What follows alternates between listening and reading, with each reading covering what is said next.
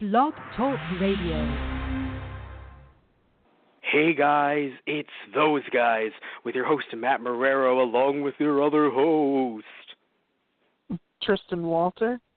Night 4 of our 12 Nights of Shyamalan. We've been doing this for 4 nights, Tristan. Do you not understand? This isn't a Friday night movies. This is a special event that might get canceled halfway through.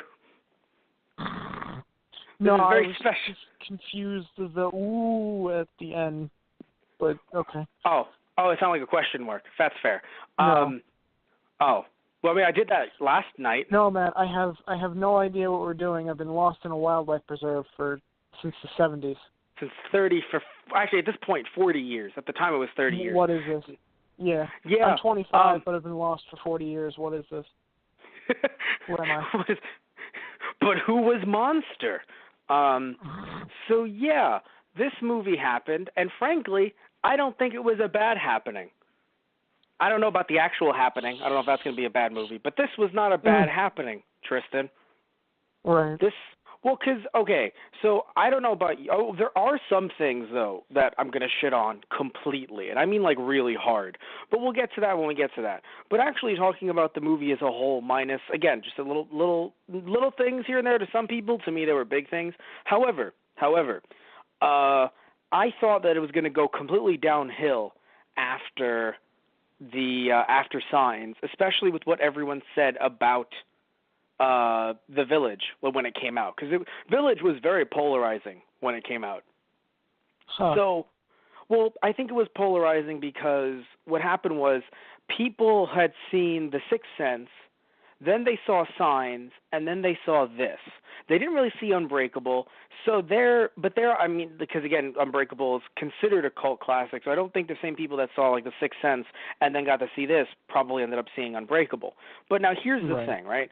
The people who saw Sixth Sense were like, oh, that's a great twist. And then they saw the Signs, and they were like, that's a mediocre twist. And then they saw this, and they're like, stop it with the twists. So I think this was this was a twist breaking point for some people. So I think that's kind of the issue. Also, I think maybe some people felt it was a bit jarring that, I don't think it was jarring. I thought it was interesting, but I do understand why if someone would. I'm pretty sure some people thought it was a little jarring that, we kind of it seems like we follow Joaquin Phoenix's character more so than we do, I can't remember the actress's name, but Ivy. Right. Like, it seems like they're focusing on their budding romance, but mostly on Joaquin Phoenix's character about trying to leave and go into the woods, and then he's the one that gets stabbed throughout, about a little over halfway through the movie, and then we have a whole other hour of no Joaquin Phoenix, and there's nothing against him, there's nothing against the actress that played Ivy. It was just one of those things where I think, like, that shift was kind of like, wait, what?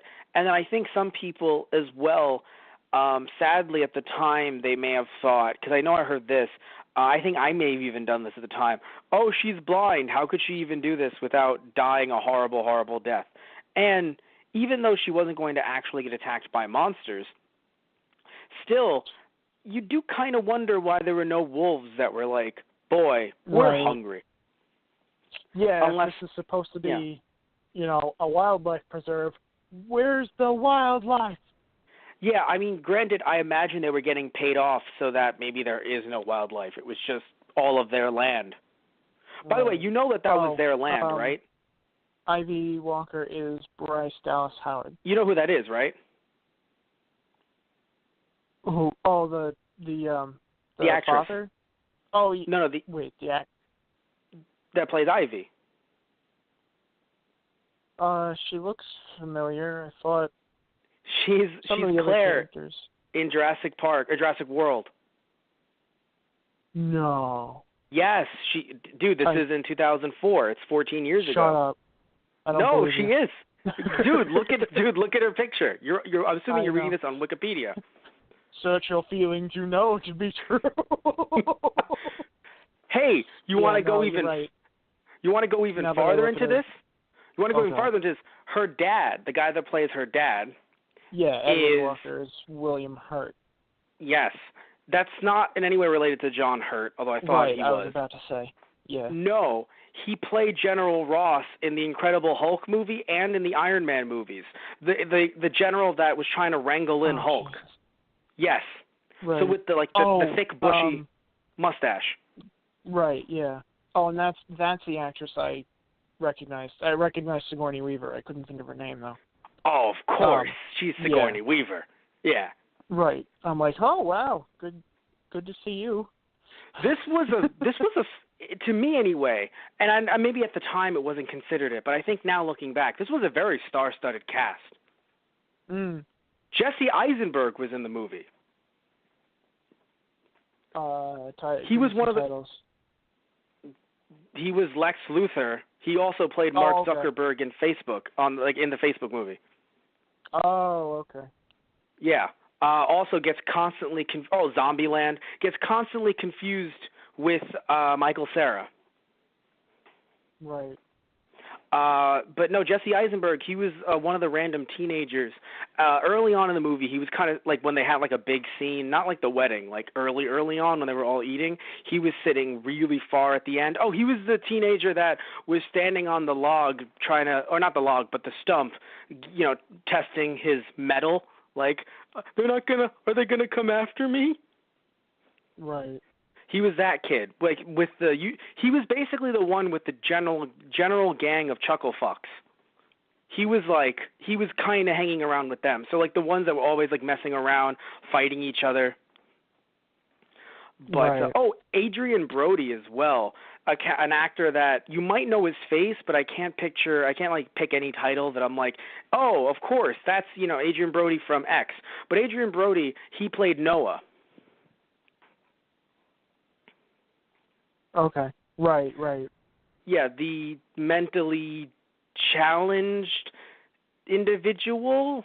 Yeah, no, I know who Noah was, but I just don't know, but I don't know what we call it because he's an amazing actor and he really gets lost in his role. This was such an odd role to throw in there, and we'll have one person be not the village idiot. He'll be mentally not even disturbed. It's not even like he has any kind of issues with depression or anxiety or anything else like that. But so strange because I think they're trying to go for he's a little slow. Yeah. But yeah, I think communication was one of just the biggest thing for him because. No, but there was a lot. I mean, he was still yeah. Well, I mean, as an actor, he's great. Be responsive and stuff. Oh yeah. No, his performance was great. Yeah, but but the thing is, the problem with the character, and I guess this is my biggest issue with the movie. Well, tying into something else. My biggest issue with the movie is not his character existing because of the fact that his character becomes the villain, sort of. Yeah. Or the closest thing to a villain in this movie. Yeah, I felt a bit odd about that too. Sans the elders. Right? Yeah, right. Yeah, because it's not even – because you know what I was thinking? I was thinking, what if one of the elders used him? And I'd be like, that means he's sympathetic in all this. But they never went into something like that, so that's just fan conjecture. Right. No, because I thought one of the elders was going to be like, we thought it would be best if we sent him in there to, get all stabby. But that never came up. So as far as we know, he felt an affection for Ivy. He didn't know how to handle it, so he gets all stabby. Yeah. And then he's like, well, I guess I'll kill her in the woods. I don't know if he was going to kill her in the woods. Why is he in that outfit then? No, I know. I don't know. I guess it was more of... I don't know. It felt like he was playing a game again, Right. I mean, how he did with her in the village.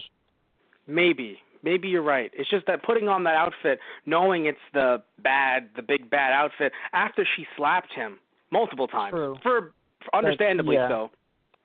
And also his fascination with them throughout the film. I don't know, maybe he was the one. I think they even said out loud, "Oh, was he the one skinning the animals?" So I feel like Because at first the dad was like, I think it's one of the elders. I have no fucking idea. Because she was Right, like, so yeah. you guys skin the animals, and he's like, honestly, gotta be real with you, because I'm being very real right now. No fucking idea. Right. Oh, okay, got it. And then later on, yeah, he probably knew.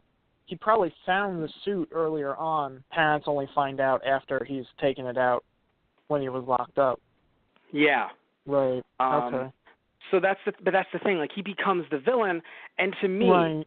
and hear me out, right? Because the movie, at least to me anyway, because the movie never addresses the fact that the elders are truly evil in all this. Like, I feel like it tries to play both sides. Like, it's like, well, the elders shouldn't have done what they've done, but let's also remember that their family members were murdered in the outside world. And then when they even show the outside world, all we hear is about murder and death and soldiers being killed and all this terrible stuff. So it feels like in a way we're supposed to like the concept of the village. And then, and here's where it gets me, the fact that, we have this character, I mean, yes, there are two disabled characters, but her disabilities are not mental. They're, with her eyes not being able to see much, if not at all.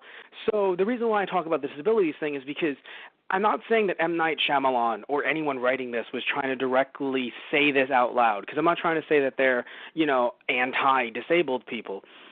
But it came off as, man, the village was doing just fine until this fucking guy came in, right? Right. Mentally disabled guy over here comes in, and all of this. That's the true issue with the village. And it's like, no, there are a lot of issues with that village. Right, yeah. And it's the fact that they kept all of them, including him. Potentially, he could have lived a much better life. Right. If he was in the outside world. Now, granted, because it feels like a very extreme take on, like, an Amish community, which gives you the choice. Like, when you, as far as I remember, like, you reach a certain age and it's like, okay, hey, so you can either stay here with us or like, we'll give you the option to go into the outside world, experience it for yourself. If you'd rather go live out there, so be it. If you want to come back and stay with us, then fine. Also, and I think, I might be wrong here, most importantly, I believe, like other religions, where, like, I know with people that fast during Ramadan, I believe I'm correct there, when they fast during Ramadan, if they are pregnant or they are ill, very, very sick, they, according to religious doctrine, it's like, no, you should live. Don't fast and die on us. That's not good.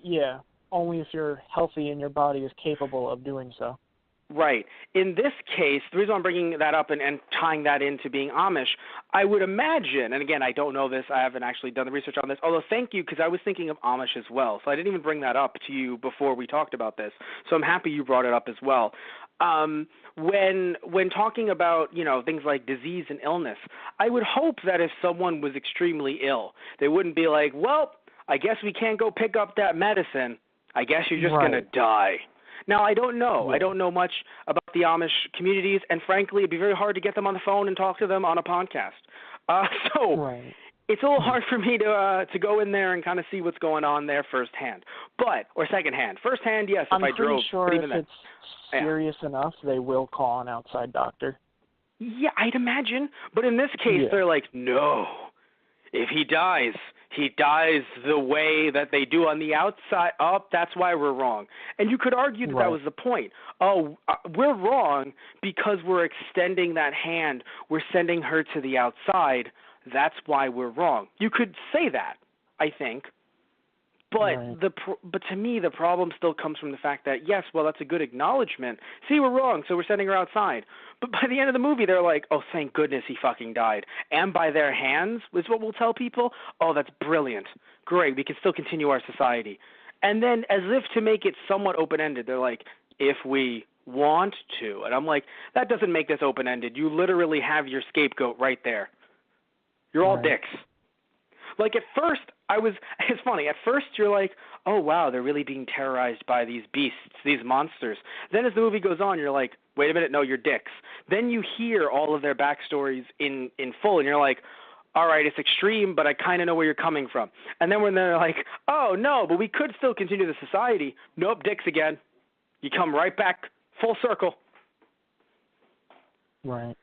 And that's the thing to me, because to me, a happy ending would be the destruction of the society, or at least talking about working together more with the outside world. There's none of that.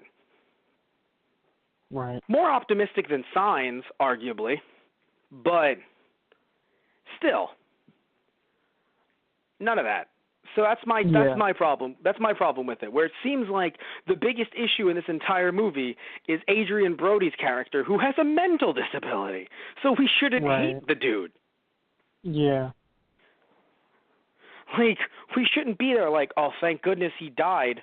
And maybe with, the way he acted, the way his face, the look on his face was, and the way he was reacting to, him falling down and potentially breaking his legs or his spine, we were supposed to be, especially the fact that if there were porcupine or whatever pines, on the outside, that probably dug into him as well. Attached to it. Oh, yeah. Yes. So, I know maybe our thought part of that is she never even knew. Like, he fell into that pit, and she can't see him. Yeah. So, yeah. Yeah. Yeah. So, what I was going to say, though, was, and that's sad in its own right. So, yeah, you could say, oh, but that Matt's supposed to be sad. We're supposed to feel bad for him in the end. But to me, it just seems like the giant goal, like, in the movie, it's like, who is the bad guy here? And you could say, well, Matt, we have to share the blame all around. But I don't think any of the blame should be on Adrian Brody's character. So the fact that he's the one that ends up stabbing Joaquin Phoenix, and by the way, Joaquin Phoenix also from Signs, if you didn't notice from his face. He's the brother. Yeah, no, I realized. Yeah, which was funny because I'm like, every time M. Night Shyamalan just finds an actor he likes, he's like, you know what? I want you for my next movie, too. Gets him in 2. Gets him in pairs. I don't know if he keeps on doing this throughout his filmmaking career, because I don't think he gets any characters from Avatar: The Last Airbender to be in After Earth, or vice versa. Will Smith is the Avatar. Right. I don't think that happened. But at the same time, it is kind of funny. I feel like just watching these in order. It's like, all right, so who from this movie is going to be in the next one? Right. But no, this movie, I think, minus that thing with Adrian Brody's character, which I think is the biggest thing for me personally, just for me. I know it's not everyone's issue. I think for me, other than that, this movie was potentially better than Signs. I feel like we got to know the characters more. We got to feel for them more. We got to see the dynamic more. And then getting to see the outside world, I think I would have preferred maybe less of that, but even just getting it at all, that twist, I thought that was a very interesting twist, and one that I think I didn't see coming. I don't know if you saw it coming. I knew it was going to happen already. I saw the movie already. But for someone who didn't know, yeah, did you? Because I assume you didn't know, or were you spoiled? No, I did not know. Okay. I think I was a little misled, and because it was funny. I was talking to my mom about us, doing, Nights of Shyamalan, and the movie when we were watching Sixth Sense. And she also talked about liking The Village. I guess maybe she didn't remember exactly how the movie went, but she had said that you never see the monster. So when it turned out, it's like, oh, the people are the monsters. It's like, oh. So I was a little let down about that. Maybe she was thinking of The Mist. Maybe. Like I said, she probably hadn't seen it in a while. She might have thought of a different. That's what I'm saying. Yeah, that might be That might be the movie. I'm pretty sure in The Mist, I haven't seen it, but I'm pretty sure in The Mist, which I thought was a Shyamalan film, maybe it's not, I thought you don't see the monster. Either way, or The Happening, I don't know. I've never, it's funny, after this movie, my Shyamalan knowledge, other than that movie called Devil, it's low. So I don't know what's coming after this movie. So most of these movies after this, I'm going to be experiencing for the first time, potentially with you, Tristan. So, but in this case, I knew this movie. I saw this movie already. So for me, that's another negative thing, but not like a huge thing. And I think maybe, I don't know if you'll agree or disagree, because this is your first time watching it. Do you think this movie has any replay value? Because I think some movies do when it comes to twists. You're like with The Sixth Sense, you're like, now I want to see every single time that someone isn't even addressing Bruce Willis. Right. But in this case, I don't know if, granted, again, this is my second time, so I might be biased, but does this movie, after knowing the twist, does it actually make you want to go back and watch it again? Or are you like, no, now that I know the twist, I don't need to watch it again to get all of that? Right. I mean, how do you feel about it? I don't know, because, like, I like this one, and I like the premise, but I'm like, the twist still was interesting, but right, I guess my mind was so set on the monsters being a bigger part of what was going on instead of it being, the twist of, we're a secluded society, that I guess it doesn't have as much replay for me. Okay. Yeah, because to me, I don't think there was anything that the monsters did or anyone else did that makes me go, I gotta rewatch this to see their interaction. That's my thing. Right. Like the monsters, none of them were skulking around in a way that I'm like, was that one Sigourney Weaver, or is that, you know what I'm saying? Like there was something about the monsters that made me think, is that you? Is that you? Like I don't think. I mean, maybe, in an interview or like a DVD commentary, I can be told which one was which or supposed to be which. But when watching the film, I can't sit back and be like, is that one William Hurt's character in the monster suit? Well, because remember, that's another thing too, by the way. That's another flaw. It's funny because Roger Ebert, I don't usually talk about other reviewers, like big-time reviewers, but funny thing about Ebert, he was talking about how when you really start to think about all the things in this movie, the plot just gets, picked apart, clean, or something along those lines. And it sounds super-duper scathing, but you do have to ask yourself, I made this joke to you before we began the show tonight. I said to you, are they all like master voice actors? Because the dad's just like, yeah, we made those sounds, sweetie, and she's like, that is highly improbable.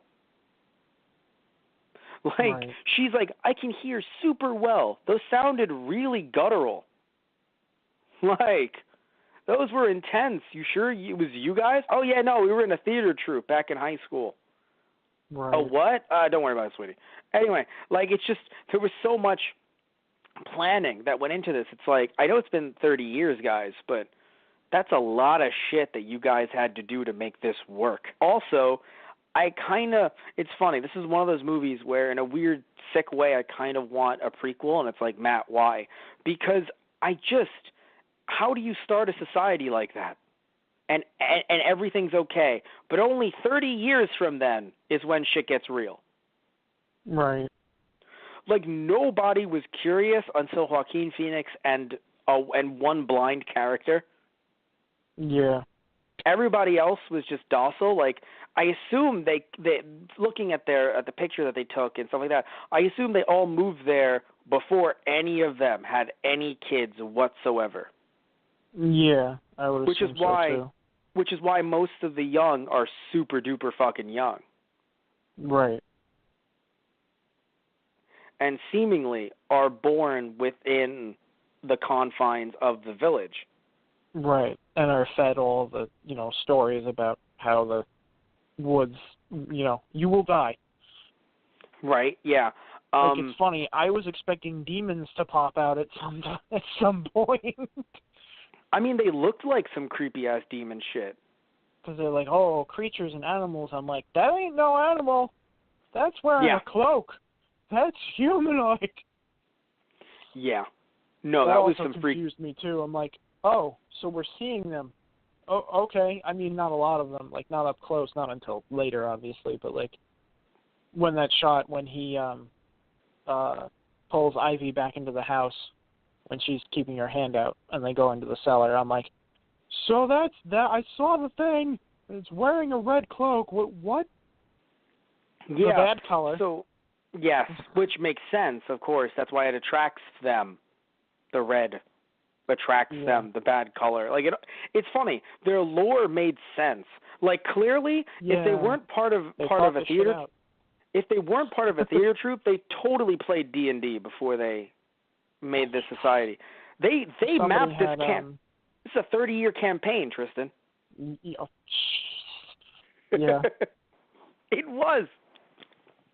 They really mapped out every little thing. They're like, we cannot have the red color, and then we're going to wear the cloaks of the red color, and it's going to be some crazy shit. Right. Also, I love it when her character is just like, so the food that we throw out there, oh no, we just bring it back. Well, that seems rather wasteful, Father. That's just her biggest concern. No, so that when you thought, and this is what's kind of funny now that I know that you didn't know anything about it, so when you heard them mention neighboring towns, you actually pictured other neighboring towns that look like that. Yeah. That's funny. No, because in my head, because I know everything, I'm just picturing the big city of like, I'm walking here. Right. No, I thought that was kind of going to be part of the twist for some reason. Like, it would have been like a city. Because they say the towns, but I don't know. Well, maybe it was because I didn't see. Well, that's the thing. They made, because, okay, so this was filmed. I'm not saying where it's filmed is exactly where it's set, because I don't think they obviously never mentioned the setting. It's filmed in, also in Pennsylvania. So, Shyamalan, love in Pennsylvania. Yeah, yeah, seriously. everything, all this bad shit happens in PA. Sorry, my family lives in PA. They're great, but all this bad shit happens in PA. No, but seriously though. Why don't you move out to PA with us? Have you seen Shyamalan movies? It's beautiful. It's beautiful. But yeah. So when it comes to this, because that's the thing, because there were cars and you got to see at least a little slice of Americana. It's clearly in the modern day. Right. It's just that we obviously didn't get to see like big New York. I'm walking here because they are in PA. To be fair, like they couldn't do this in upstate New York. It just wouldn't work. Yeah. They had to buy. I know it could potentially, but I'm just saying that like it's still like they had to buy like God knows how much wildlife, like basically make a preserve in PA that was so huge. And then you heard the fact that apparently they were bribing the FAA to not have flights go over. Right. Which obviously does not shatter the illusion. Right. Like, holy crap, how much are they bribing them? I mean, that's how the thing, though. How are they making this money? You know how, though, right? They said it in the movie. Oh, right. Yes, it's, if anyone didn't catch it, the guy running the entire village, I mean, granted with the elders, but like seemingly he's one of the founders, he is Ivy's dad. He mentioned his own dad, who is a tycoon who got killed in his bed by his business partner. Their family name is literally written on all of literally on every single whatever merchandise opportunity, park ranger shirt, the cars, because they're I think it was Wesker, because they're the Weskers. They own the shit. Yeah. So apparently he has so much money. Now, of course, this is when Ebert comes in with probably screaming like, but it wouldn't run out. And it's like, it probably would, actually. Right. Buying all that land, having it Inflation. for 30 years.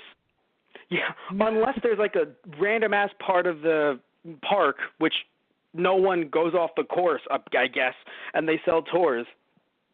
Right. Like, that's the thing. You would think eventually, even though, yes, the guys on the outside are being paid not to give a shit other than to do what they need to do, but still, you would think that one random fucking idiot teenager, like, you would think that at this point, yes, there are no smartphones, so that's good. You're good there, right? Right. There's no smartphones, no Wi-Fi. This is 2004 when this came out. We all have to remember that this came out in 2004, so this is a while ago, right? So that's good. That's good. But at the same time, you would think that at least one of the elders were like, yeah, kids again. Oh, really? Yeah, I had to kill them. That's our way of life. We can't let them get into our village. Thought too. I thought they were going to be like, yeah, let them leave. I thought there was going to be a horrifying twist of, well, it's like we don't let people leave because they die and never come back. Well, that was their choice. What do you mean? I thought so too, but then I think we realized, that's the funny thing, like when we realized it was all the village elders and we counted all of them coming together to talk to Ivy's dad about it, it was like, okay, wait, they're actually not out there. Then who the fuck is out there? It only had to be Aiden Brody's character. There was no one else that could have been out there in the suit. Which, by the way, Tristan, that looks like a rather large suit. Yes. Sigourney Weaver is a tough motherfucker. She really is. I mean, she is. She is, both as I'm sure as a person. Seen her other roles. Yeah, her other roles. She's a badass. Yep. That is a rather large suit to be carrying around. I mean, you do what you got to do to keep up the illusion.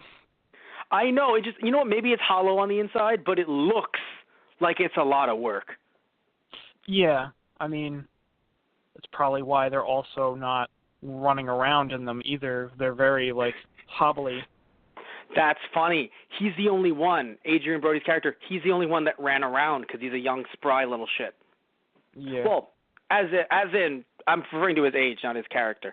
Right. In general, I call young people little shits. But, so yeah, he's a youngin'. Oh, so now that I know, it's okay, Matt. We all know how you hate the youngins. Yeah, right. The youths.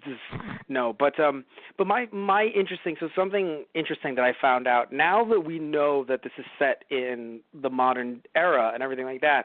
Remember when Joaquin Phoenix's character went in? He went past. Like they were doing some like routine check or something. They all had like I don't know what they were collecting, and he actually got the red, you know, like the berries or something like that. Yeah. Remember, he collected them, and then that's why later on everyone was like, see, because he did this bullshit. Right. That's why this happened. That's why they're invading. Right. Here's something funny. Did you notice that the poles that they had, right, you know, where it was like, this is the edge, and there were a bunch of poles. When you now realize that it's in the modern day, they're smooth and carved. Like they look like telephone poles. Right. At the time, you're like, whatever, these are poles. What's going on with Joaquin Phoenix's character? What's happening? Now that you actually, well, because honestly, I was wondering what the fuck was going on. Because I was like, wait, is that the edge? That's really weird. And but now that you know that, you can actually go back and check, and they look like straight up carved, really nice telephone poles. That I'm like, I'm not saying that you can't do this back in the day, but they're like really good, like very good quality for know them. Yes, that's what I'm saying. They're very good quality for what you imagine is, very low tech. You know. I mean, you can get really good finish with woodworking tools if you know what you're doing. So. But they were very large. It takes. It must have took them time. But a bunch of people had to put that up. I imagine it was done 30 years ago, not 5, is what I'm saying. Yeah, yeah. Like, I don't think all the youngins were like, I remember when we put these up. It seems like it's something that was created by, like a factory, something that they don't have, quote unquote. Oh, we don't have a factory. We're just a small little village. Right. You know. Or hell, maybe they paid someone to bring them in. That's what I'm saying. Maybe they paid off people to help build the town first, and then set up the rule. Okay. Now no more contact. We wanted to build one more thing. No more contact. Well, I guess we don't have toilets. Contact. That's what we need. Contact. Okay. But yeah. So you didn't see the twist coming. When the twist came, how did you feel? Because it's not making you want to rewatch, but do you still think it was a good twist? Because I think it was a better twist than Signs. Yeah. Yeah. I thought it was a better twist than Signs. I liked this one a bit more than Signs, too. Didn't really go the way I thought it would, but I can still appreciate the direction it took. Yeah, I think I mentioned, I obviously mentioned earlier my big issue, but I think my issue with it, not just like the stuff like, oh, how could this even occur, 30 years, that's kind of a long time, et cetera. I think in a weird way, I think I would have just preferred apparently the original ending. So this script was actually leaked before the movie came out, and people were posting about it, reporting on it, and the entirety of the script was almost exactly the same, minus the ending, because apparently the ending had Ivy's character scaling the wall and seeing the real world, and that was the ending. Right. In a way, I think I would have preferred that. And it sounds crazy because it's like, Matt, come on, you had to give us more than that. But I feel like we didn't get more than that, though. Yeah. Like it's like I know the thought is no, but we need to get more than that. But okay, she gets over the wall. We know the real world exists. We got our lovely M. Night Shyamalan cameo, and then what happens next? Well, she gets over just fine because again, there's nothing in the woods apparently. So she can follow her tracks. I guess if she left tracks, she can follow those back. A-okay, no problem whatsoever. The dude was okay with letting her go over. I wonder if that's part of the guise. It's not even really a wildlife sanctuary. It's just called that. Oh, no, I'm sure. And I feel like that's probably part of the bribe, now that I think of it. Yeah, no. I only say it more so of the fact that, like, not that she – okay, so I don't look at her and think, oh, God, her disability is going to, be the death of her because she knows the town. She grew up there. Right. She's been there for at least 16 years. She knows the town like the back of her hand. The woods, however, just putting this out there if you don't know, Tristan, I know you have a lot of experience with the woods, but I want to just a refresher course here. The woods are the woods. Right. I can get lost there as someone who can see. Yeah. And granted, my sense of direction is shit, and I'm not saying that her sense of direction isn't shit. Or is shit, because I'm sure she's great. Because again, she knows the village, but she's lived in the village, so she knows it like the back of her hand because that's her playground. But to say, oh, she'll be fine in the woods, I mean, I would like someone else on here who could. And granted, she could see colors, but another thing too is that I don't know if that was because like in certain Shyamalan movies, I think that's more of a specific thing with people. Okay, no, because here's the thing. In certain Shyamalan movies, his scripts go into certain spiritual elements, or at least they seem to, that I don't actually think get fucking addressed. Because in The Sixth Sense, I was like, okay, this is cool because it's also going into, like, potential ESP and stuff like that. Then we had Unbreakable, and I was like, well, obviously, superhero movie, this is awesome. Then we get into Signs. And it seems like the little girl's talking about visions, and they don't really go hard into like Catholicism in terms of those kinds of visions. We never see one of her dreams or one of her visions. We assume it's just a little girl being a little girl, but apparently some of them come true. So it's like, okay. And then here she's talking about seeing colors around people, stuff like that's aura related. And I'm like, so are the auras going to come into play? And all she says is, I can't see his color, which makes me think, oh, God, he's dead.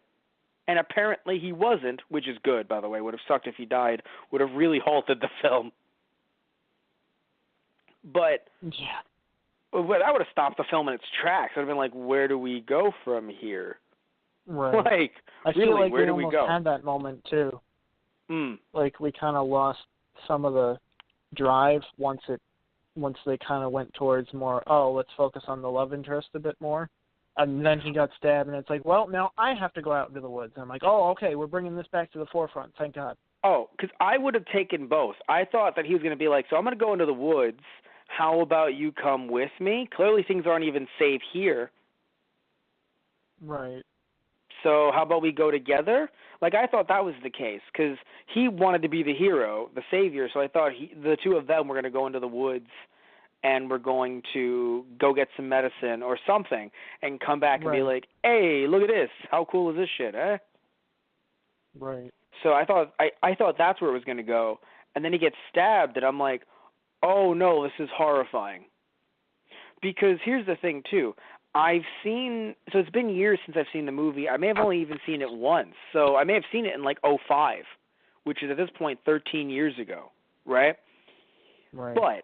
But at the same time, though, I forgot that his character got stabbed because all I remembered was, in my head, I was like, she is the main character. Because I remember her going through the woods. I remember her discovering the real world. That is the stuff that I remember. I didn't even remember, like, oh, right, they had a budding romance. And, oh, he wanted to leave first. And then so he gets stabbed, and when he turns, when he turned around, and I see the reaction and everything and just the pause, and I was trying to scroll through Wikipedia to see where, like, some of the actors and where I was in the movie, and I see he gets stabbed, and I'm like, he is getting stabbed. But, of course, the plot synopsis for Wikipedia doesn't go in depth, so I had to cover my mouth because I screamed when he stabbed him again on the floor. Yeah. Because I thought he was done. Like, I thought, Right. because, again, he's a little slow or whatever way he was portrayed as, he puts the knife down, realizes, oh, I should not do that because they're going to know, like granted, they don't have, like, DNA evidence, but, like, oh, I should not leave this knife here. I just stabbed him with it. So I'm like, oh, okay, he's done. And then he gets down, and then you hear the as he stabs him again. So I cover my mouth, and anyone in my house, I think it's like 7, 8 p.m., the neighbors, because you know my place, it's connected, all these different apartments connected, all they hear is, woo! Just out of nowhere, because he just gets down on his knees, and I'm like, oh, is he about to apply CPR? Right. I thought he was going to be like, oh, God, what have I done? Which and then he was sort of. And then, yeah. Yeah. Yeah. That's what I stabbed him in self-defense. You stabbed him 28 times! Defensively. Yeah. No, but because my whole thing, the reason why I focus on his character a lot, and I'm like, why do you do this, is because there's like a few certain lines here and there that might be said throughout some of these films, like, the M word being said in Signs, and we're like, this is due to the times, But it's just, I feel like with a character like this, it's like, it's 04, not 84. Right. Do you know what I mean? Like, the portrayal of his character like this, I'm like, it's 14 years ago. It's not 30. Right. And granted, again, it's not against Brody because Brody was directed to be this way, right? So I'm not trying to put the fault on him at all. It's just that I feel like, here's a great way to describe it, I think. When people try to say, this is a character that's autistic, or potentially show a character with autism, and they don't really announce it directly, but they do a few things here and there to kind of like, I guess, what's the word here I'm trying to look for? Try to, oh God, I can't think of, signal, I think is the word I'm looking for. Signal, like, see, there's something about him that's, maybe they make him like nerdy or super duper smart to a fault, even OCD, just throwing in some things that are very generic, but it's like, but you see that he's different. Right. In the same, like, they're just coding. I think that's what we're looking for. They're coding him to be a certain way. So they're coding Brody's character to clearly have some type of mental disability, but we can't really describe what it is. Right. That's the thing, because I'm like, he's slow, and you're like, well, he's a little slow, I guess, but he's talking very well, so it's not like but like in some ways he's very childlike, like he's one of the children. Yeah, like talking, like, more like he could still communicate, and obviously he still felt affection, he still felt jealousy, like he was still thinking. Right. So was he? Yeah, that's the thing. But like, what do you like? I wish I could get like someone who works as a kind of doctor, someone who diagnoses stuff like this, and get them on the show. It's funny. I have Tristan here for dinosaurs, so I wish I could have someone for people. And kind of get someone on the show. No, because the reason why I say this is not to shun you, Tristan. Shun him. He is banned from the village. No, we love you. It's the fact that I want to get someone who maybe I'll even look it up online, because a lot of we'll have a lot of like reviewers on YouTube and stuff like that who are very like skilled in those areas, and they can just sit down and just break down every single bit of how that's either wrong or how that's like 5 different people in one. Same thing with like accents, right? Where someone's like, do a German accent. And I'm like, oh yeah, I will do a German accent. And this like a bunch of German people are like, no! Right. That's from like 8 different places. None of them I am from. Right. Yeah. So it's that kind of idea. Like the idea that like, when you have a character like this, it seems like it's an amalgam of oh, this character is slow, a little bit like Lenny from Of Mice and Men. Oh, a little bit, but apparently like a child, but apparently can speak in full sentences. Oh, but apparently is hyper active. Right. Like there's all these different things that come together that I think it's just like, ooh. One thing, just a side note, a funny thing. Let's get to a funny thing. Let's actually laugh, Tristan. Let's smile for once. When I don't remember, holy shit, she was also, oh no, oh my God. So, Ivy's sister in the movie? Yeah. She was her sister in Jurassic World. God fucking damn it. That's some dedication. Well, if they moved out. Life really does find a way. God damn, that's applicable. There's no laughing. That's very true. Life finds a way. No, but the reason is I know her actress from a bunch of other stuff. So I was going to say I don't remember the actual stuff off the top of my head. But the reason why I'm laughing, though, is because I love the one scene where she's just talking about how much we love each other, and we must say it. We have to scream it. Oh, my God. And then it cuts right to her crying. No, but it was just us sitting there like, well, let's await his response. And she's just smiling, and then it cuts right to her crying so loudly. Yeah. To me, that was fucking hilarious. I mean, the way she was just laying it on thick, as she was saying it, I'm like, oh, no. I'm like, this is not going to end well. And there we are. And then his face was like, I actually have never felt not only any sexual attraction, but any kind of romantic attraction for anything that is not the things that I am currently polishing as a locksmith. I only care about my work and nothing other than my work. You are not my work.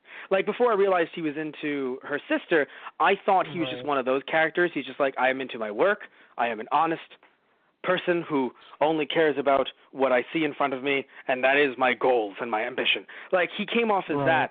So it was just really funny that she's just like, and love is love is love. And he's just like, yes, love. I've heard of such notions. The interesting thing for me was with when Noah comes up to him before he stabs him. Ooh. That was the thing. I thought, as he was saying, oh, this is about me and Ivy, blah, blah, blah. And the way he was getting closer, I thought he was going to be like, but no, I cared for you. And it's like, oh. And then he stabbed him. And I'm like, oh, God, that's not the way I thought that was going to go at all. I love it. Because of the year that we're in, you're like, oh, was this going to get in any way somewhat gay? No, that's a stabbing. Well, that's a knife wound. Well, That's it's painful. That's horribly painful. Also, another thing I want to ask is, and just a general ask, because I know that you can't answer this. I mean, this is, I think, the only reason why I would want to replay the movie. When the kids were like, we saw a monster in the woods, I want to know who was the monster in the woods, if that was Brody's character or if that was one of the elders, because even all the elders kind of looked like, explain. Granted, they had to be because... Explain! Granted, they had to be because they were around everyone. They wouldn't be like, hey, Jill, where's the suit? What suit, Papa? Right. Get the fuck away. Like, they couldn't do that. The belt, that's the suit. We have detected an anomaly. Oh, my Explain. God. 50% monster, 100%. Anyway, a suit is missing. My God. I think that Daleks would have been great here because they just would have tripped over all the small little hills and valleys. Just watching Daleks trip and roll down a small hill. And, they could rectify themselves, but just watching their plunger and whisker, move from side to side for a few seconds before they got up. But so I'm the reason why I'm mentioning the wedding, by the way, is because that's where I am in the movie. Because as you guys know, longtime fans, I'll have the movie playing on in the background as we're talking about it. So the movie's playing in the background as we're talking about it. So what's funny is even now it makes sense that Adrian Brody's character was had the suit throughout the movie, and the reason why is because we had that scene with Sigourney Weaver's character and William Hurt's, and they were both like, huh. So it really isn't coyotes. So now that actually makes more sense, because at the time it was like, wait, you guys are faking it, especially when you know the twist. You're like, they're faking it. But you're like, but why would they fake that? That was just the two of them in the fucking literally the two of them in front of a barn. Why the fuck would they fake that? In case anyone's listening in, let's fake a conversation right now. Okay. Right. So that was really strange. Until we realize, it's been Adrian Brody's character. But again, to me, it just comes down to, I can understand, even though it's a trope, I can understand, we're going to go for a character that maybe doesn't feel in the same way. Essentially, look at Joaquin Phoenix's character for some parts of the movie. If we took that character, made him a little bit younger, and a character who doesn't understand emotion, then it's like, that's why you're skinning the animals. But it's so odd, why would Brody's character want to skin the animals? Yeah. It doesn't add up. Again, It felt like they were trying to look for some boogeyman, and they were like, the slow one. And it's kind of like, but why him? You see what I'm saying? That's why I said that much earlier in this podcast, where I'm not saying that they, in particular they, as in Shyamalan or whoever helped write this, I'm not pointing the finger at them like, they hate people who are mentally handicapped. No, I'm not. Right. It's just what is the message of this movie? Because a lot of his movies have had some interesting messages, right? Right. In Unbreakable, it was better be careful about who you trust. Also, being, coming together, family man, trying to make things work. The Sixth Sense was, oh God, he got shot. No, Sixth Sense was, the Sixth Sense was trying to bring that family together, understanding your kids, even if you don't understand what's going on, listening to them, caring about what they have to say, because the mom was trying, but she was kind of, if you're not doing this, then I guess it's ghosts. See, you get it. Right. Right. But, and of course, in Signs, it was, not only Christian values, trying to, see your faith in God, restore your faith, also the idea of the family coming together after tragedy. Lots of tragedies. Same thing here, technically. The tragedy, of course, is, although not just being what causes Ivy to go into the woods, but the tragedy causing the village itself to exist. Right. Yeah. So for me, I have no problem with, every movie that he does has a certain theme. In this one, I just don't understand what the moral or theme or point is when it's like, it seems like the village is going to be just fine, and we might even continue it, perhaps. I mean, I guess, at least for me, that each society, no matter how perfect you try to make it, will always have its problems. Yes, true. It's who the problem was that gets me. But you're right. You're 100% right. That is exactly what he was going for. Not, specifically who was the problem, just that there will be problems because people are people. You're right. That's what I'm saying. You're not wrong. I think that if it wasn't someone who had a disability of some kind, I'd be like, yeah, you're right. Without better. any kind of questions. Without any questions. Right. But because you're actually 100% right, Tristan. That is the point. No matter what, and it's the one that I think almost escaped me, because I think the issue is that even though they have problems in both societies, the only one that we've seen thus far, and granted it's a movie, we can only get an hour 40 of it, but the only thing we see thus far is, his character was stabbed. Right. Because even though... Yeah, it would have been interesting to see if they had problems in the past and how they dealt with that. Yes, because even though Ivy's dad said, was talking to the elders and said, listen, my family did die here, it's not like he said brutally. He just, I'm assuming due to old age, which is so And- funny because he's looking at all of them like, you're not going to live forever, you know. How can we let Right. these kids take over this area if they don't even know the truth? Right.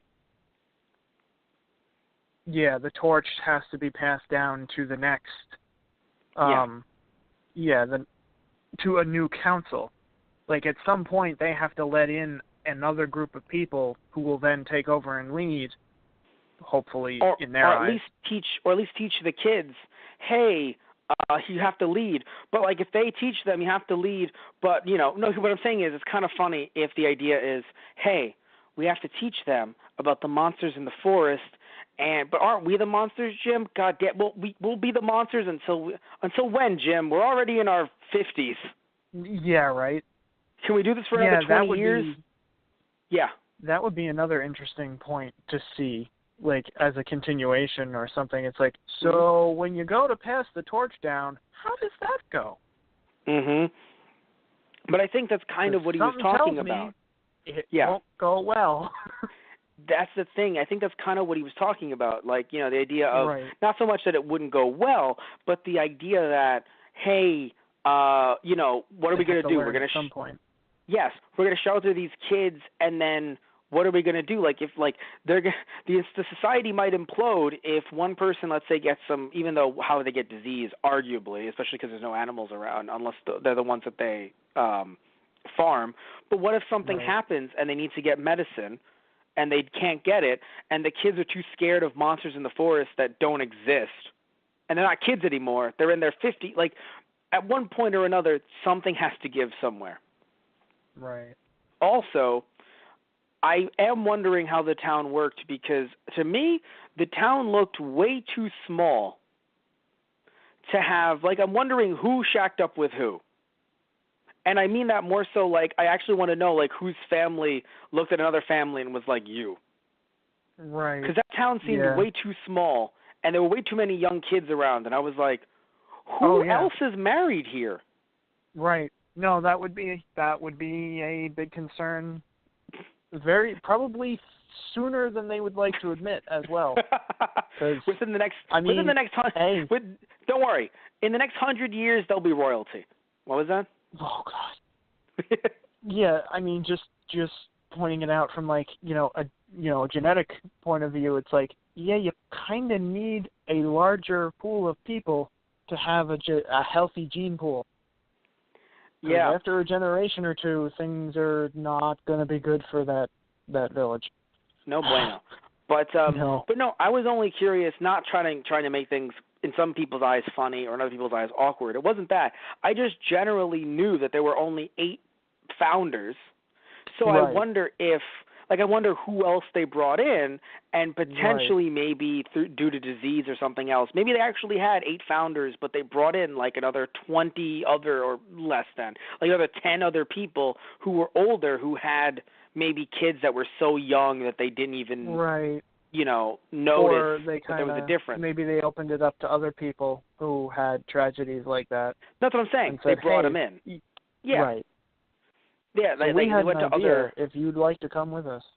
Yeah, they went to other support groups. I assume, by the way, that they were all in like some support group, and it wasn't just like 8 friends. Like, it sounded like with their stories, like they were doing like an AA thing for people who had people who died, tragically. Right. Well, that's what the photograph. I thought. Now the photograph makes a little more sense thinking about it, because they were in front of it said counseling.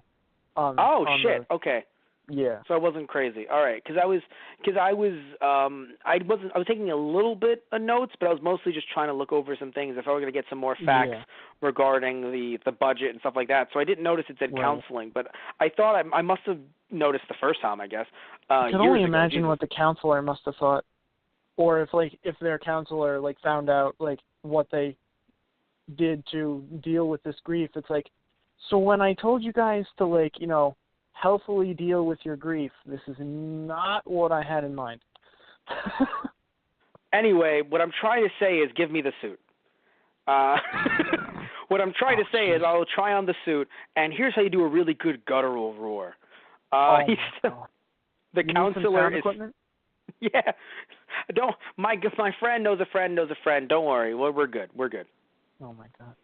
But yeah, what I think is very interesting is I'm sure they took the oath and all that, et cetera, but like what's kind of interesting, like I know that they took the oath and everything, but I feel like one of them, at least the dad, really should have went with her though, because they actually have not been outside the walls, just like the kids, for the past 30 years. Like, as far as they know, and I'm half kidding and half serious here, as far as they know, it's a straight-up Mad Max.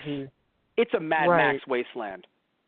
Oh, well, I feel like they must have some kind of contact with a guard or something at some point to check in every once in a while. I mean, they have an oath. They can't go outside the walls. I guess. And she climbed over an actual wall. Well, yeah, I know that, but I feel like the bribe that they have to pay was not a one lump sum. I feel like that's kind of if not a yearly thing, a few years thing. And that's where stuff starts to break down. Right. Because they said, you took the oath, you said you wouldn't leave. Right. And that's where things start to... I sneezed on air. That's awesome. Anyway, I'm sick. But that's where things start to break down, Tristan, and that's why people start to criticize the movie even more and more. Because it's like, wait, so they've never left? They've never left. Right. Then, and like you said, because you were trying to allude to something, so I didn't interrupted you, but you had a great point. What if the path is fucked? Yeah, what if that path that he described to her is overgrown? Granted. Seriously. Now I'll say this to you. I assume that they trimmed shit down to walk around as monsters, so they don't want to trip. Right. That's not a good suit to trip in. Yeah, fair. So I assume because the thing is, they sort of are allowed in the woods, but again, the problem, what I imagine happened too is, at this point in the story, for all we know, a bunch of other people may have died due to some other reason or other. They could have had a lot of older, able-bodied folk that could have maintained that shit. Also, actually, wait a minute, I'm sorry, they had the quote-unquote neutral colors. They could have sent kids out every once in a while to clean shit up and then run away. Possibly. That's why they had the whole neutral colors thing. Right.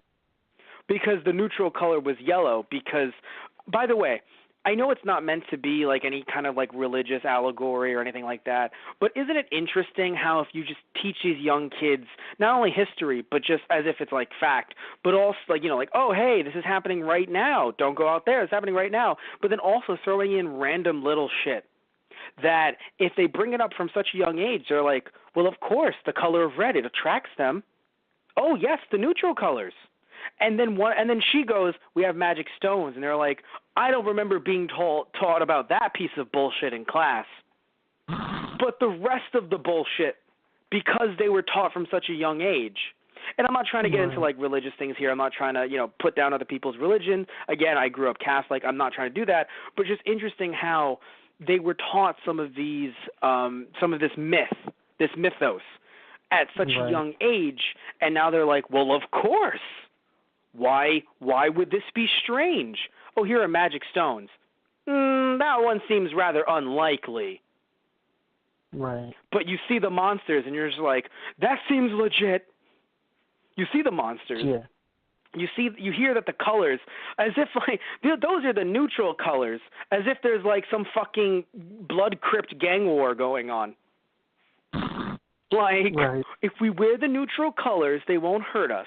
Also, even it's funny because like if we're watching this as a movie, it's believable to even have Joaquin Phoenix's character sitting there or standing there with the note, like if they feel that I am pure of heart, they will let me through. As us watching a movie, we're like, might be legit, actually. Right. But when we know that it's the real world, it's like, oh, they've been taught that these are beasts from such a young age. Right. I mean, we had the professor teaching these little kids, and the second the little kids would say something that sounds like it's somewhat accurate, he's like, but of course. Right.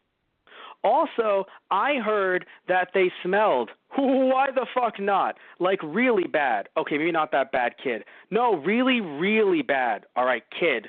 I think they smelled okay. I heard that one of them can't please his wife. Who said that?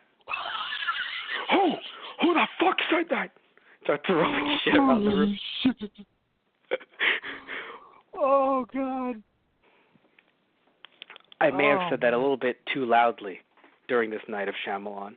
I'm hoping that no one in the same people that heard me go, about 8 p.m., I'm hoping none of them heard those screams at 1:40 a.m. He can't please his wife. No, not that. They heard me screaming, who said that? Right. Anyway, no, but seriously though, it was very interesting to see their indoctrination. I think to this society, because again, the kids don't know any better. All they know is this world that they live in. Yeah, what they've been taught. Yeah, what they've been taught and what they see, and all they see is this real small town that essentially feels like the Crucible, kind of. God, yeah. Is there something wrong with the Crucible, sir? I read that book. I did not enjoy it. How dare you, sir? This is basically the Crucible. It's just if your brain's on Shyamalan. Well. I haven't read the Crucible in years. I have no idea. But it kind of feels like the Crucible a little bit. No, sort of. I know. You're not wrong. That's fine. It's all coming back to you now. But anyway, but you like this movie, so I think the only thing that the Crucible needed a lot more of was monsters. I think that's what you're saying, Tristan. Well, yeah, but also not screwing each other over in a trial of paranoid people who won't listen to reason anyway. What if the movie went in that direction? How pissed off would you have been? Oh, I would have checked out so quick. I would have probably texted you and been like, Matt, I'm sorry, I can't do it. I'm not doing it. The monsters are on trial. We don't even reveal that they're actually people in suits. They're just really the monsters. They're just like, I just feel as if you intruding on our land. I mean, we had that peace treaty. I just felt it was a little wrong. All right. I mean, I thought they were going to be supernatural beings for a while there, so. Yeah, no, I mean, that's the thing. In court. No, but that's the thing. They, when the dad mentioned, like, and there's money and stuff like that, I think at that point it didn't seem like, because, like, I don't think they announced the big twist until she actually got over the wall and we saw a car. So even with the dad talking about money and how his dad was shot and money turns good men wicked, it still felt as if it could be in the before times, long time ago. Yeah, I was only starting to feel really weird when he's like, try not to scream. And she goes, what? I'm like, what's going on? What was that in particular? What do you mean? Try not to scream. When she was when he was bringing her to the shed. Right. Where the suits were. Right, and then she sees the suit, and then she's just like, and it's like, okay, literally, what did I just tell you? I mean, to be fair. She can't see. So she felt its claw. Right. Because remember, she still can't see, so she felt the claw. She's like, oh my God. And he's like, no, I literally just told you. What did I just say? Suit, what did I just say? Puts the hand in the mouth. I said not to speak. I just said not to speak. Didn't I, Clarice? I know. She crazy. Oh, my God. I mean, he's a part of a theater troupe. It's also hard not to react. Oh, yeah. No, by the way, you've been said that your entire childhood. It's like, this is the thing you should be terrified of. I just bumped into the thing I'm terrified of. And the claws, Dad, to be what fair. Are we doing? No, dude, I don't even think it's a childhood thing. If I saw that in New York, I'd be like, oh, no. Oh, no. You know what I would do if I saw that? I would go hug a clown. And I'm talking about 3 a.m. I would run across the street. I would hug a clown. Not a good idea. It is. Compared to that thing with the Mm. claws, I'd I hug might the take my clown. chances with it. I'm not gonna lie. I'd hug the clown and be like, "Clown, protect me." And the clown's like, "Oh, fuck you," and would get into a little tiny car and drive the fuck off. Him and his 15 other friends would get into the mini car and drive the fuck off. And put you in concrete shoes and leave you in the Hudson. Him or the monster? I don't trust the monster. Yeah, right. I don't trust that. The claws on that thing. I'm like, nope, nope. Yeah, that was one. Like, I did actually like the design of the costume. I'm like, that is actually pretty inventive. I like it. The atmosphere, I have to say, when it came to the horror aspects, I think that, and that's kind of the things that I really want to praise about this movie, despite some of our jokes and shit like that. The atmosphere, the horror aspect, really, like, Shyamalan really knows how to do that, and I think that they really played that up very, very well. I just think that once they got rid of that, once they demystified them, then it was kind of like, well, what are we doing here? And that's why I think it went too long. Right. That I agree with that. That's how I kind of felt too, because I was totally into it when it was still, we don't know what they are. But as soon as we found out what they were, I'm like, okay, you're kind of losing me now. Well, I don't think they lost me. I was just like, okay, so then let's wrap this baby up. And then they didn't. Yeah. Right. And it's like, ooh, okay, when are we going to wrap this baby up? Right. So that's my issue, is that I truly believe if the movie ended with her just looking over the wall and then seeing a car, that actually would have there. Yeah. You really could have. Because if not, then why are you going to end it before we see that Joaquin Phoenix is fine, we see that the village is at least looking like it's about to be gone, and maybe there's some kind of redemption or something for Adrian Brody's character. I keep on getting his first name wrong. For Brody's character, how do we not have any of that? Because it works in some of the movies, but I think with The Sixth Sense, strangely enough, I think that one felt the most complete, even with Unbreakable, only because of the text at the end. I feel like Sixth Sense felt the most complete with an ending, because we can at least assume the kid and the mom are going to be all right because they, started talking and she truly believes him, so they're going to be fine. They have the loving relationship that Bruce Willis's, the guy that shot Bruce Willis's character, didn't have with his family. And so, he helped the last kid that he could help in his line of work, and it seems like he's going to be able to move on. The wife might be able to move on with that new dude who seems like, what was it, Cheese Dick? There we go. She can move on with Cheese Dick.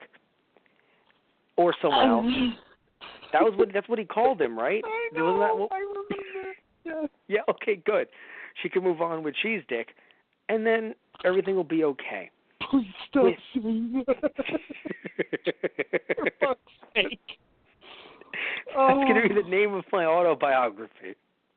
But anyway, moving back. I'm going to advise you against it, and I know you're going to do it anyway just to spite me, and that's going to be in the title.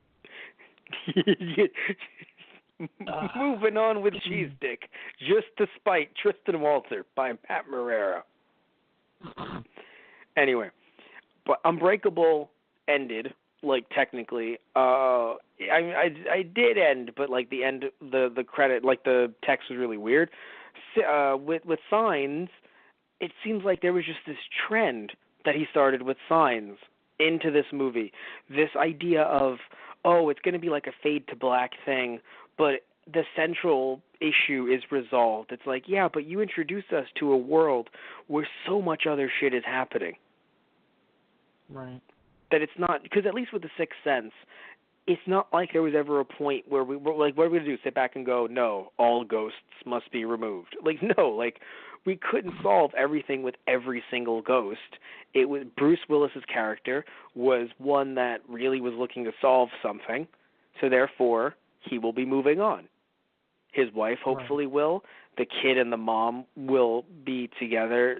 Now that's a much more complete ending than both Signs and even this one.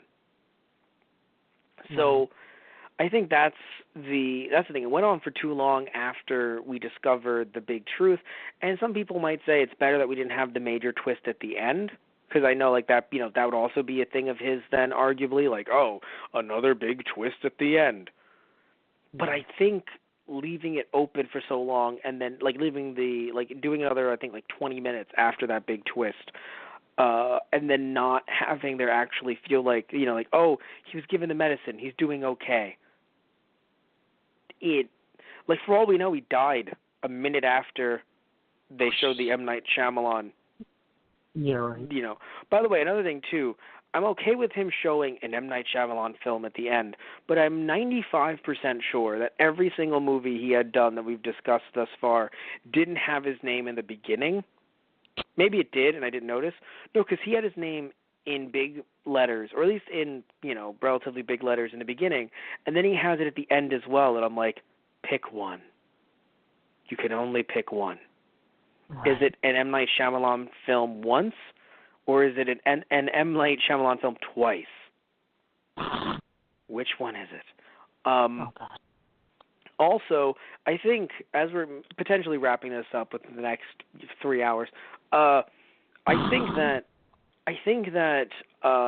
this was one of his best cameos yet, or at least better than in the last movie, better in Signs. I liked his cameo here because he was just, first of all, he was being a dick, which I feel like he's kind of knowing, all right, at this point, people might actually dislike my cameos. Let me be an asshole. Why, like, he just seemed very confused that someone was he felt like the new guy on the Ranger team, and no one explained to him, or no one's allowed to explain to him. I'm talking about M. Night Shyamalan's cameo when he's sitting. He had the newspaper. Oh, wait. I'm talking about M. Night Shyamalan's. I'm confused. Yeah. No. M. Night Shyamalan's cameo was he had the newspaper in front of him and he was being a dick. Right. Okay. No. That was his cameo because he was just being a complete utter dick. New guy, I don't know who New Guy is. Although he looks kind of familiar, but I have no idea. No, New Guy was nice. I love New Guy. Right. New Guy was really cool. He was actually one of the nicest people in the movie, and I think really shows the characters, like, hey, or at least shows her character, that there's more to the outside world. It's just, again, we don't know if that'll ever materialize in anything. Right. But no, I love New Guy. But M. Night Shyamalan's character, which we see reflected in the medicine cabinet when it's opened, right? Because we hear his voice and then we actually see his face, and it's like, you're a dick. Right. Okay. But and it's you. So I think that's his best cameo yet because he was just sitting behind a desk. Like, he didn't help anyone. He isn't like the big savior. He didn't, because if it was him getting the medicine, then I'd be like, come on. Like his cameos are getting bigger and bigger. I am the savior of my own universe. You can't be the destroyer of the universe, or at least in the characters in Signs, and then be the savior in The Village. Right. Not a fan. So I'm actually happy that he was just some dude. And frankly, because I don't have a problem with his cameos, I think if you guys have seen some other Nights of Shyamalan, I don't have a problem with his cameos. I just don't want him to have a large part unless it's the main character or like someone in the main cast. But in this case, he couldn't be in The Village because immediately you'd lose all suspension of disbelief. Right. I mean, if it was his first movie, maybe it'd be okay, but the fact that he's already done, like, at this point, big movies that everyone's like, oh, man, like, putting him on the map, like Sixth Sense, and Signs, having The Village come out and him being some, character in The Village, it's just like, Right. Like, you'd be able to tell immediately. Like, that's M. Night Shyamalan. Also, everyone else in The Village being super white, other than him. Right. Also something that would be funny. Like, he would just be like, yeah, everyone in The Village, and then M. Night Shyamalan. It's like, you're different for some reason. Like, because everyone in The Village was, like, super duper white. There's nothing wrong with it. I'm just saying that, like, everyone in the movie was like, it made us think of like the whole, like, you know, olden times, like this is the 1800s, which I think was also the bigger shock when we opened it up to to the world, and we're like, oh, there's a car. Right. Yeah. So how did you said it was a good twist, but did you really like the twist, or was it something like, did it shock you beyond belief, or were you like, oh, okay? Like, did it shock you that apparently every one of, or did it shock you more so that was their reaction? A little hard on that. Grief is terrible, but my God. Yeah, I don't know. It wasn't bad, but I guess it wasn't my favorite either. Yeah, well, I mean, it's really hard to top Sixth Sense. So it's like, even though, like, me, that's the thing. To me, it's like, all right, if not the Sixth Sense, then what's next? Right. Like, do you think it might have been better than Unbreakable's twist, or do you think this is a solid 3 out of the last 4 movies? Yeah, I'd probably go with the 3. All right, and that's fair. Like, I wanted to like it more, but yeah, I think I still like Sixth Sense and Unbreakable more. Yeah, and that's okay, because normally I'd be like, but Tristan, they're separate movies, but like we're doing these in a 12 Nights of Shyamalan format. Right. Like I said yesterday with Signs, we can't just ignore his previous works when we're talking about every single work that he's done. Yeah. Yeah, or at least within the 12 Nights, everything that he's done. But yeah, so I don't think this. It's so sad to talk about this movie because, you know, it was so polarizing and divisive, and I feel like it. I don't know. Like, the reason why people are saying like, oh, this is why it was the worst. I'm like, no, that's not why it was the worst. But speaking of Adrian Brody's character, like, I'm coming in with something that I'm sure other people have mentioned, but I haven't seen online, because I tried to see if other people had mentioned, like, dude, what's up with his character? But I didn't really see anything about it online. Maybe it was, like, in newspapers at the time. You know, back in 2004, maybe people were talking about this in, like, newspapers rather than, like, you know, online. But, yeah, but either way, other than his character, I feel like every other issue I have with the movie, in my opinion, they're minor, but the problem is that when put together, like you and I were talking about earlier, they just become a big glaring plot issue. Yeah. Because while the twist, I think, is great, I actually really like the twist. It just does call into play, like, look, you know, yes, no airplanes, that's fine, but there isn't going to be, I don't know, I mean, I guess the idea is, like, if you, Tristan, someone who loves camping, if you were like, I want to go camping there, I guess if you were told, no private property, you will be shot, you're like, I'm not going to go camping there. Yeah. But I do know that you and I both know, not personally, but obviously we know of really stupid as in assholes, who are like, fuck that, let's go in there, let's go high-five some bears, and then bring in, like, you know, a bunch of beer, nothing wrong with beer, but like a bunch of beer, and they're just like, let's just dick around, and then they just meet this village, and they're like, wait, what? Right. Like that. High-five the monster in the red cloak. Yeah, like, you have to imagine that would have happened at least once within the last 30 years. Yeah, and the Council of Elders are just talking. It's like, so you murdered them. Why? Why did you murder them? They stumbled on our village. I know, but God, you could have come up with a better response than just stabbing them repeatedly. All right, I think all of us are a little bit upset here. How about we bust open the beers and we just mellow out? How about we bust open the beers? I mean, it's not like they're going to anymore anyway. Ah, everyone's looking at him very upset. Yeah, exactly. But yeah, so what? I haven't drank in like 20 years. All right, I miss having a brewski here and there. Yeah, I love it. We drink ale. We drink shit, Tom. Just next time you want to drink the ale, just squat over it. It'll taste exactly the same. Oh my God! I'm gonna crack open this brewski, and I'm gonna think about high school. We're all just gonna have fun. We're gonna chill out for a little bit, and yeah. But no. But seriously though, they're just little things that, again, they all pile up. So I feel like, there's some good stuff there. I think that I think you mentioned earlier, like the theme, not the themes, but the setting and the general, like just like with it's Signs that we talked about this. There's just certain things in this movie that I think the general outline, if done a little bit differently, potentially could have been amazing. But just a few little things here and there. Like, I think it's funny. There was some accusations of plagiarism. This is not funny in like the haha sense, but it's just interesting because it was accusation of plagiarism because apparently there was a book that came out a few years prior that had very similar like female protagonist. I don't know if she was blind, but female protagonist trying to save the village. Bunch of people moving out of the real world and staying in the village for like 20 years because it was set in the 90s because it came out in the 90s. So it was very interesting because apparently they accused Shyamalan of plagiarism, but no court case ever came from it.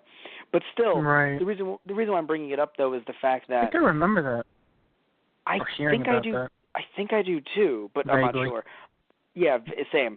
But the reason I'm bringing it up is because, like, I was going to say, this does feel like a really good short story.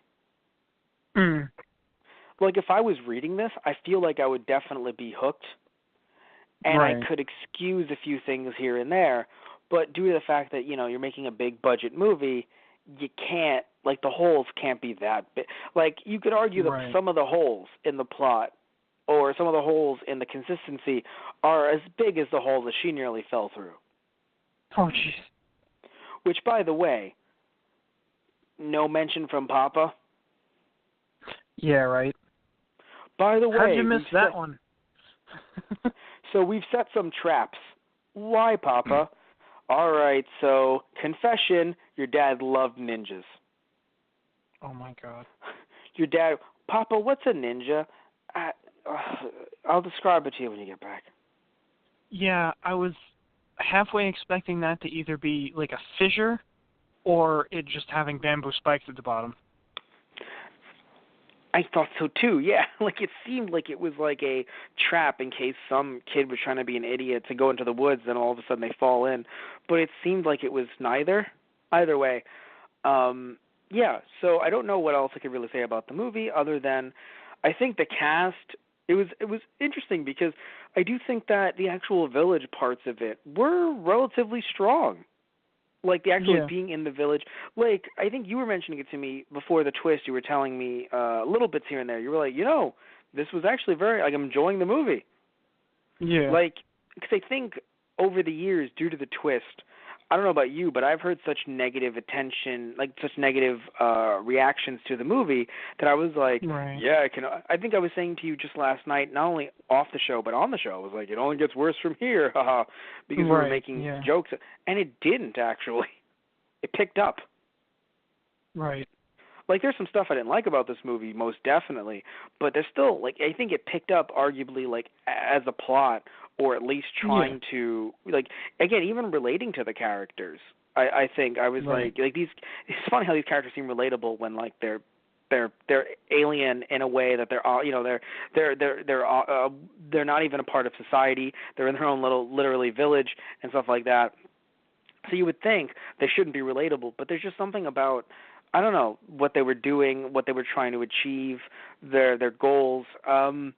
Also the fact that I know you mentioned that, kind of petered off in a way with the love interest stuff, but I didn't hate it too much. I think because it didn't seem like it went on for too long, in my opinion. Right. Also, I think I loved how her sister was very much in favor because her sister really just seemed like this little child, like this teenager who's just like, I'm in love with you. I don't care. Well, then I'm in love with you. I mean, I guess I care. As long as you don't mess up my shirt, I'm fine with this. Apparently, yeah, that was his thing. Literally, the sister was like, I don't know why him. But, no, but I loved how she was so supportive of Ivy. Like, hey, look, I mean, you're into him. That's great. And I was like, oh, wow, that's really sweet. And then he gets stabbed, and I'm like, oh, No, because here's the thing, right? If this was a TV show, I would know immediately from her saying, it's okay, you should marry him. That's when I'm like, oh, he's going to die. Because in every TV show, that's the episode where he dies. That's when they die. Right. Mm-hmm.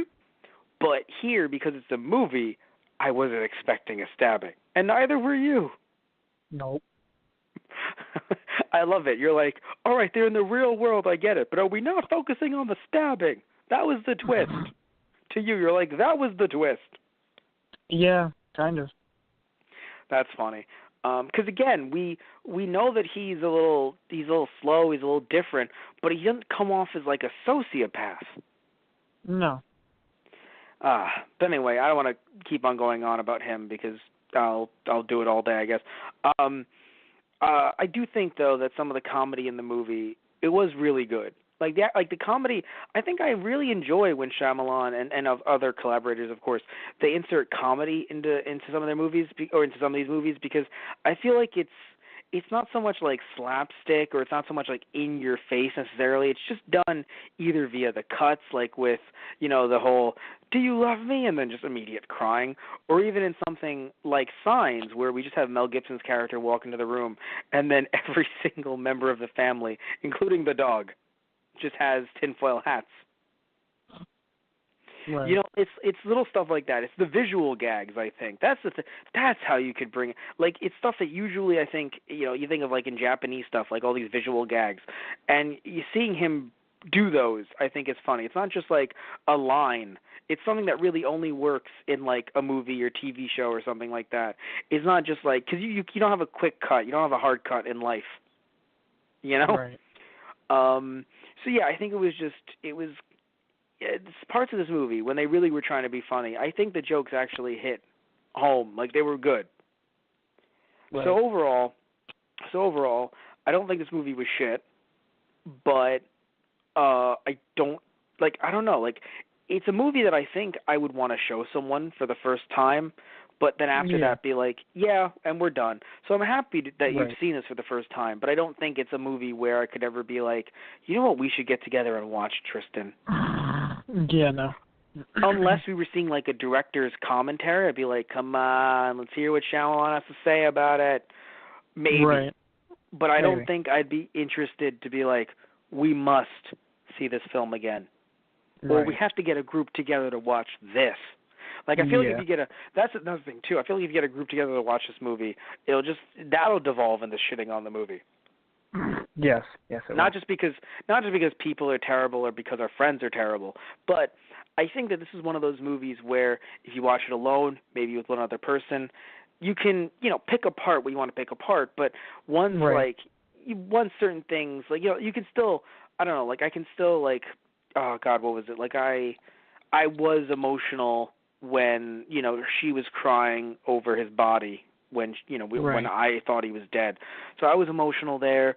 Like, like you can feel things, of course, but at the same time you'd have, other friends dicking around because, especially if you know the twist in the movie, then you kind of see it coming. Right. Anywho, so I give this one, let me see, I think Signs was like, maybe like 2.5 Shyamalans. I think this one's like a 3 out of 5. Yeah, I can agree with that. Yeah, I mean that sucks too. I don't think we rated Signs. So yeah, this one's like a. Or did we rate Signs? I don't know. I don't think we did. I know we rated. Did we rate? Yeah. Oh God, did we not even rate Unbreakable? Well, I would say Unbreakable is a good. I think we did. Yeah. Because I know we rated The Sixth Sense with how many Shyamalans, but I don't know if we talked about how many Shyamalans Signs. That was a 5 out of 5 Shyamalan, and then Unbreakable, I probably would have done 4 out of 5 Shyamalan. Signs is like 2.5 out of 5 Shyamalans, and then this one would be a solid 3. The fact that I have gotten you to say it, I've indoctrinated you the same way they did with these kids. I said it long enough, and you're like, yeah, of course, Shyamalan's is a completely normal rating system. I mean, it's not like this is the first time we've done stupid rating systems. That's extremely accurate. That is extremely accurate, yeah. Anyway, so anything else you want to say about the movie before we wrap this baby up? I think we're good. All right, then. So I want to thank you all for listening to another Night of Shyamalan. Tune in tomorrow where I assume we'll be doing another Shyamalan movie. I assume this won't be the end. God only knows. As do we. Only the village elders, only those guys elders knows. Anyway, so either way. You. Me, yeah. It's just me. It's just me in a room with a bunch of me's with other wigs and glasses. Anyway, so I just want to thank you all so much again for listening in. If you're watching this to our YouTube channel, Those Guys on the Radio, please remember to like and subscribe if you liked the video. And if you didn't like the video, you can still like and subscribe either way. Or you could be listening to us through our Blog Talk Radio account, which is blogtalkradio.com/Those Guys on the Radio. Or you could have searched up Those Guys on iTunes, and you could have found us there. Also, definitely check out some of our gaming content, be it Let's Plays, other kinds of stuff like Matt Rants, where I rant about different daily news topics, or we even do some very interesting stuff, some Let's Play related, but also some stuff like reviews of video games, showcasing other consoles from around the world, some real, some not, so some very interesting bootleg clone consoles. Also just some very interesting stuff like unboxings and kind of getting into in depth with certain games, even opening them up to see if they're real or not, doing different, venturing out into the world, doing vlogs, things like, game related. So like going to, I remember a while ago, you and I, when the Super Nintendo Classic Edition came out, Tristan, we went to Toys R Us at 5:30 in the morning, and we cataloged that, and that's over at our Those Guys Play channel, so you can search that up, just Those Guys Play, and you can find our channel there, or you can see other fun little weird esoteric stuff that we do over at our TG Productions channel, just like little skits and fun things like that, and also, by the way, also top 5 videos are there as well, and some other reviews that are more like video reviews that I've done. But something else that I want to mention, because we're doing 12 Nights of Shyamalan, that means that we're in Halloween in July. So not only have all 3 of our channels, Those Guys on the Radio, TG Productions, and Those Guys Play, not only do they have makeovers in some way or another, that means that there's a lot of fun Halloween-type video games that I've been playing or have been getting other people to play or have been reviewing over at our Those Guys Play YouTube channel. We obviously have 12 Nights of Shyamalan. We've also had some other horror stuff, I'm sure, this month as well. And for TG Productions, things have relatively stayed the same, but with a few horror things thrown in between. So definitely check all those out, subscribe to all those channels, and if you're thinking, Matt, I am subscribed. I'm not always on YouTube. Might be on my phone, might not have notifications on, even though you totally should. But still, sometimes things happen, right?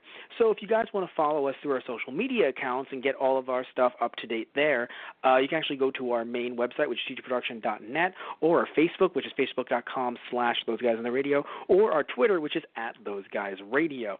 And speaking of our merchandise, Matt, no one mentioned, speaking of our merchandise, you can actually go over to our main website, tgproduction.net/merchandise, and buy some really cool T-shirts and posters there. Help support us, help us be us, and also get a cool shirt on the side.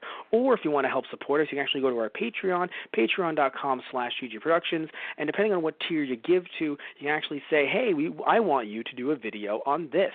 So it could be like, by the time this series is over, this 12 Nights of Shyamalan, you can basically say, I want you to talk about your top 5 M. Night Shyamalan movies.